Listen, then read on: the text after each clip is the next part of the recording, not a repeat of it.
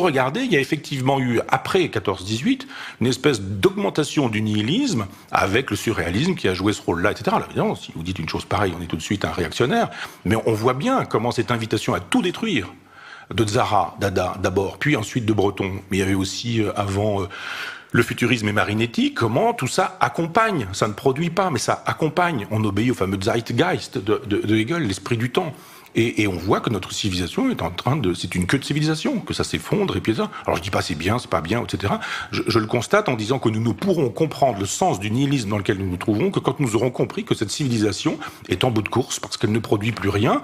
Et c'est ainsi. Et une civilisation, c'est vivant, c'est une espèce de corps vivant, et il est normal qu'on fasse son deuil un jour de quelque chose qui n'existe plus. Donc d'autres civilisations sont prêtes. L'islam, qui est une civilisation déterritorialisée, mais peut-être aussi l'Inde, mais peut-être aussi la Chine, et qui sont des continents avec des spiritualités. L'islam, c'est une spiritualité, l'Inde c'en est une, la Chine c'en est une autre, confucianisme et taoïsme.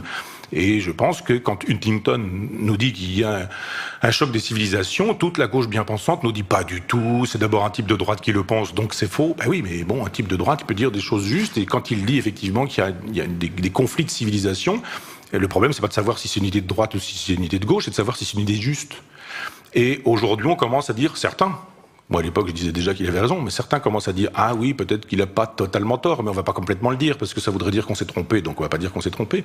Mais oui, il y a des blocs, ce sont des blocs de spiritualité, les blocs de spiritualité supposent des religions, et la courbe de notre civilisation épouse la courbe du christianisme, et l'espèce de fatigue du christianisme va avec la fatigue de notre civilisation, et nous en sommes là. Donc il nous reste pas grand-chose à faire. Je prends souvent l'exemple du Titanic qui coule. Je dis juste grand sourire, soyons élégants, et puis buvons des bons vins avec des gens qu'on aime, et le bateau coule, et ça sert à rien de vouloir mettre des rustines.